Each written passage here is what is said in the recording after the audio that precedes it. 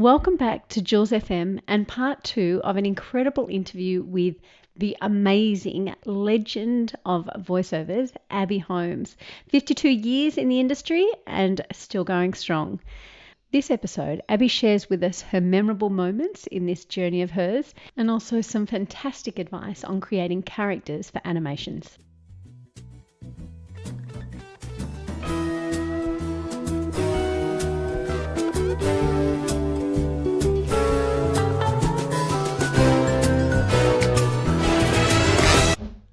And we pick up here with Abby as she talks about ways to practice voices. And there's other ways that you practice voices. When you were talking about animation, Yes. it's a thing that I was talking about before about placing the voice in your body.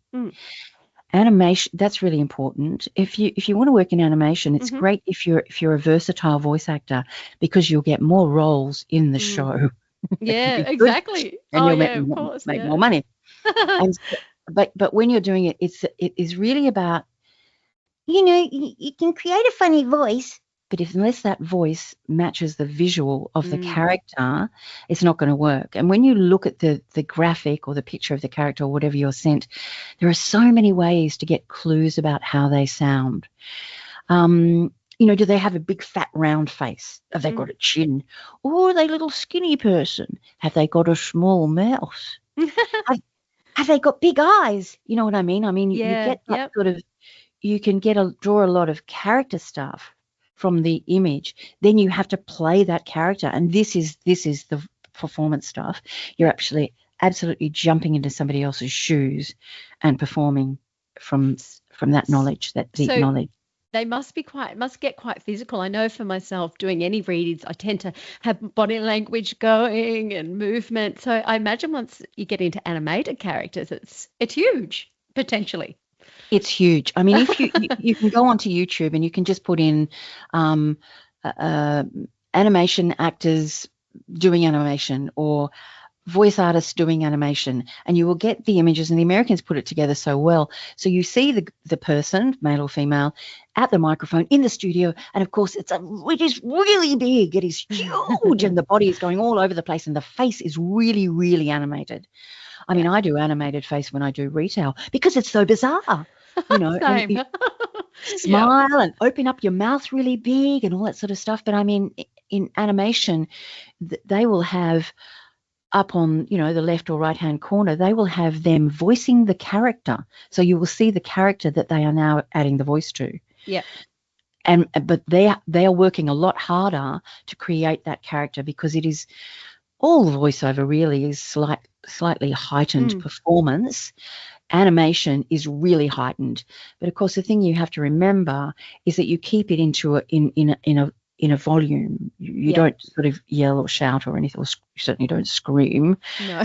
Yes, there are vile screams that, I've always said, no, I don't scream. Don't scream, everybody. Don't scream. No. You ruin your voice. Bad. Absolutely. Tell me, what do you have, like a proudest moment or a role or any sort of voiceover gig that you've done that's been memorable or even just meaningful that, stuck with you?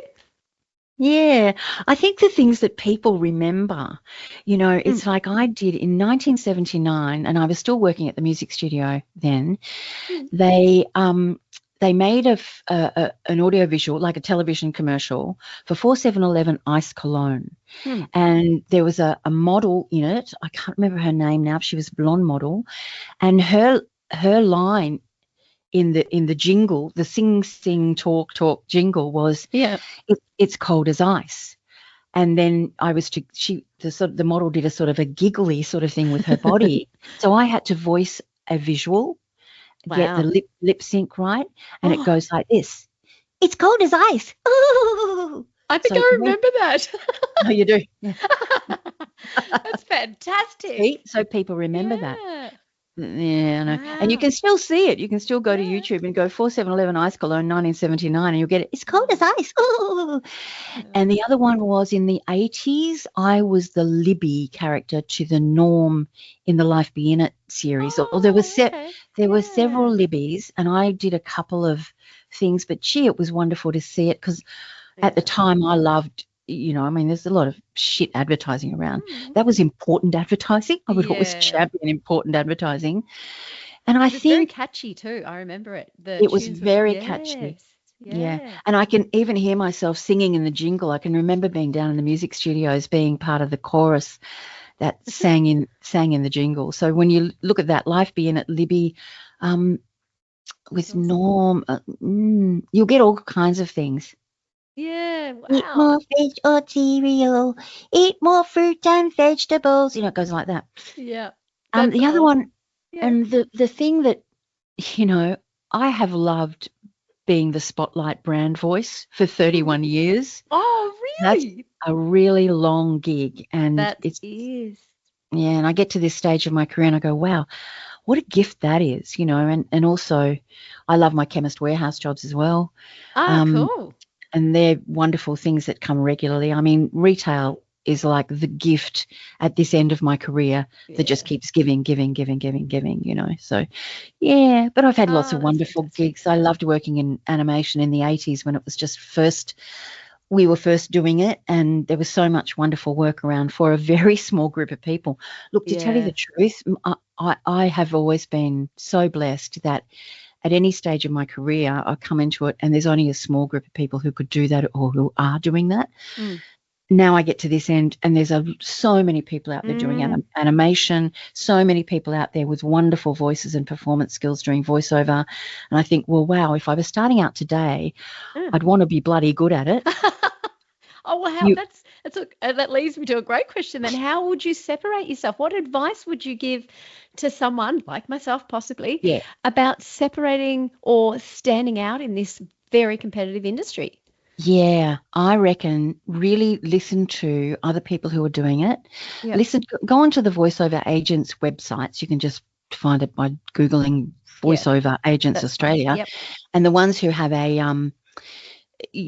have a database and they have a search engine. And so put yourself into that search engine. It'll be, male or female, age group, Yes. kind of reads, all that sort of thing, and Hmm. listen to what other people are doing, because they're the ones who are the premium voiceover artists. So what you're heading towards is that kind of quality. Mm. So really listen to what they're doing. I mean, in a sense, don't listen as a punter, like, oh, that's entertaining. Mm. Listen as somebody who is wanting to mimic this, Yep. Okay. and then put your own spin on it. Yeah, You, right. yeah, Yes. I mean, when I was learning, I get into the 80s, and I've had this really young voice, right? And I'm now sort of in my 30s, and I need to change it up to get more work. So I started to listen to, and then the male-held kind of corporate read, Mm. very advertising starts to realize that it's actually women who spend all the money and make all the decisions in the Mm. home. Research told them that in the 80s. So women are doing bank ads, women are doing, more kind of corporate ads. And I wanted to do that too, but the women who were getting that work sounded older than me.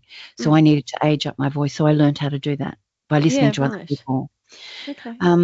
So, that unfortunately, when I started, the studio gave me a go. Let's get Ab to try it. These days you won't get a go. It's too expensive. They just want people Yeah, who can do it. absolutely. So you need to know what you're doing before you get booked for a job, because if you don't know what you're doing, you might not get booked for another one. So Yes. you really need to understand who you are and how to do it and how to work in that collaborative way and Yeah. not freak out. I mean, the whole thing about managing rejection or self-doubt, which Yeah. is one of the questions that you Yeah. asked me, is a really, really interesting thing, and my advice for managing rejection or self-doubt in this field is manage it. Mm. There's no other magical way. You've got Mm. to talk to your self-doubter. You've got to talk to your critic. You let them know that you do not want them in the session with you. They're Mm. not helpful.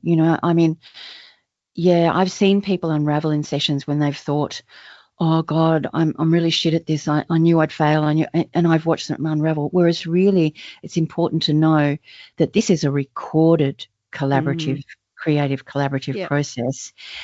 When it's great, they've got it. When it's not, they'll discard it. And often, you know, you'll read a script and you might read it 8 times. What you might not know is that they've actually marked the script out there to say, that take was great in that line. Oh, I love this little bit here. Just the end of that was perfect. Cut and paste it. Yep. And paste it.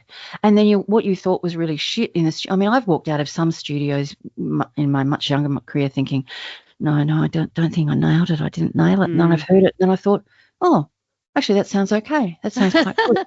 They worked some magic in there and put it together. And that's right. Look, I remember my first stint at voiceovers absolutely just unraveled and it wasn't even what happened in studio.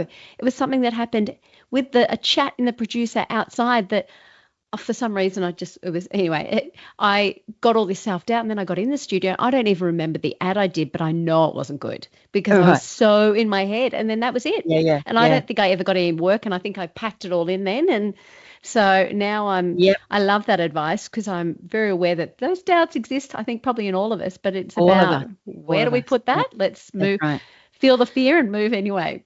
Yeah, I will still get those things. I will go, there will be a job that I'll get and I'll think, oh, I'll get the script before, you know, which is unusual, but it was a corporate job. And I thought, oh, I don't know what to do with this. I have no idea.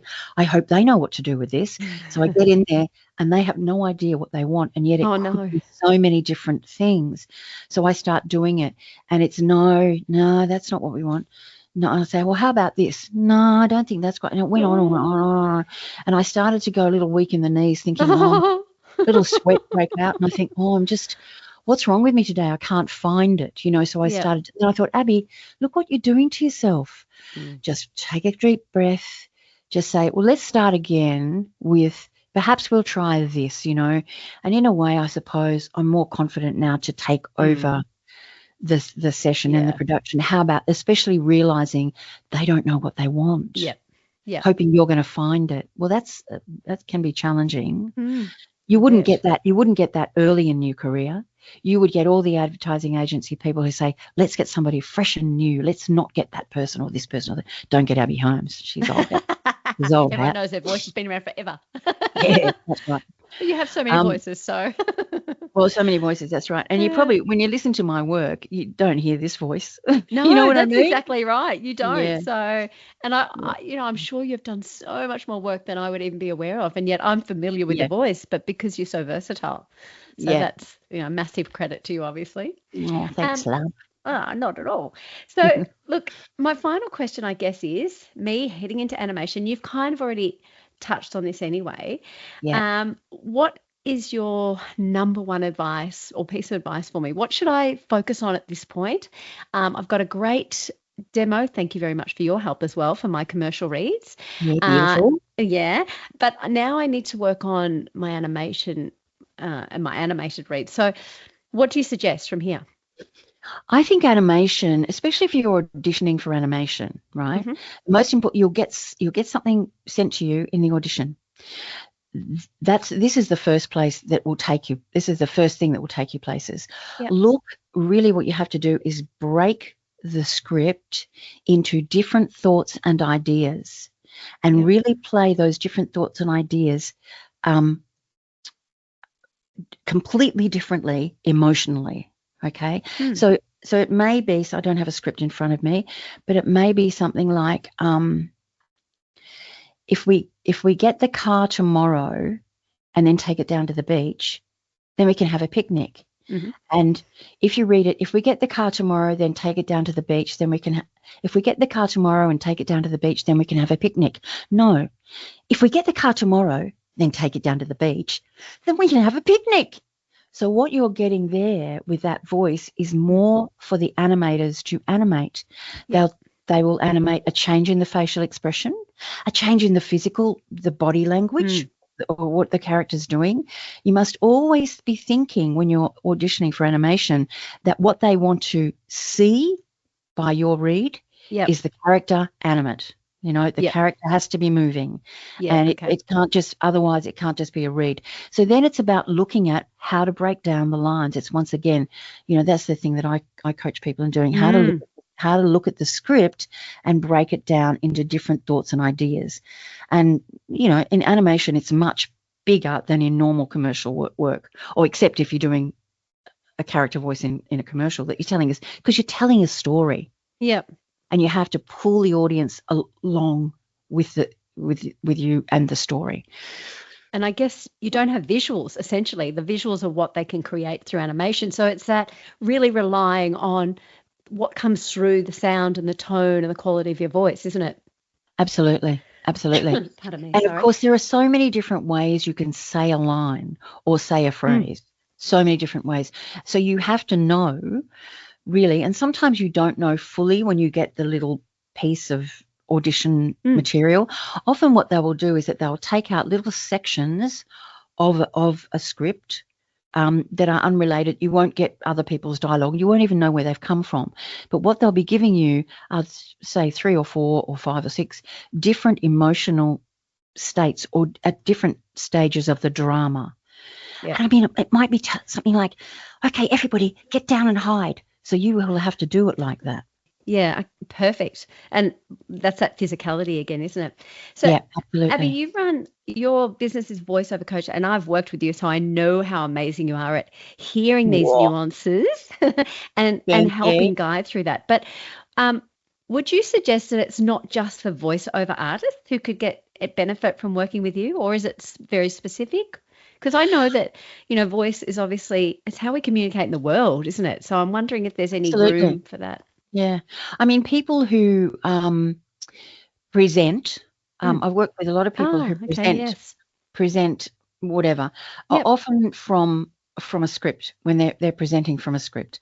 Yep. I mean, I listened to the something on air yesterday, and the guy was obviously reading his script. It was wonderful, but he was terrible. And so things didn't mean, the things that he wanted to mean something didn't mean enough. So I've helped a lot of people who've done that kind of work in really understanding that they are not just reading their script, they are talking to an audience. Yeah. They are reading through the words to an audience. So it's the same skill of engaging the audience, keeping people connected to the meaning and what you're talking about, and taking your time. If it's a piece of information or it's a statistic or a fact, give them time for their brain to compute what you just said before you go on to the next thing. All those kinds of things are important for people who present, and a lot of people are good. Some people can get up there and just do it off the cuff. I mean, when you watch somebody presenting from the stage without it, obviously just going from the fact that they are, this is their wheelhouse, as the modern word is. This is what they do, and they just do it off the cuff. It took me ages to be able to talk about voiceover like that, but I can now. And some people are really good, and they're often more charismatic than somebody standing up looking at an iPad and just kind of reading it and not engaging with the audience. So I think that's one of the things that I work with. That's awesome. Well, Abby, I'm going to share the link to your website, which is Voiceover Coach, in the show notes, because honestly, I think it is something that could be so useful for so many people, obviously presenting, but voiceovers, all of that sort of stuff. And I'm so grateful for your advice once again, and hearing your wisdom and your experiences. Like, you honestly, I can understand why you are called a veteran or the legend of this industry, because you're amazing. So, well, as long as people keep saying that, I'll keep being it, apparently. Absolutely. Live up to those expectations. Yeah. No, thank you so much for joining us today. It's just been an absolute pleasure. And look, who knows? Maybe we'll have you back on for a little workship at some stage. Well, that'd be nice. And wouldn't it be lovely to work together one day? Oh, I would love that'd be wonderful. That. We just don't do it. Yes. Just don't do it enough. That was an 80s thing. And the 90s, I guess we did work together. But these days it's about money, and mostly you're on your own. Yeah. Anyway, darling, absolutely. so good to talk to you. And thank you. Loved it.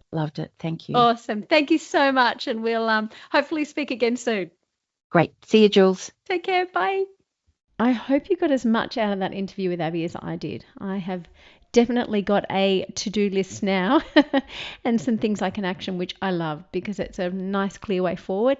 And as always, she just has the most incredible advice. Remember, big dreams don't begin with perfection. They begin with a voice. Don't forget to hit follow on the Jules FM podcast and find me on Jules FM Show on Facebook or Instagram, which is also where you can share with me what your takeaways were from this episode. Until next time, thanks for listening.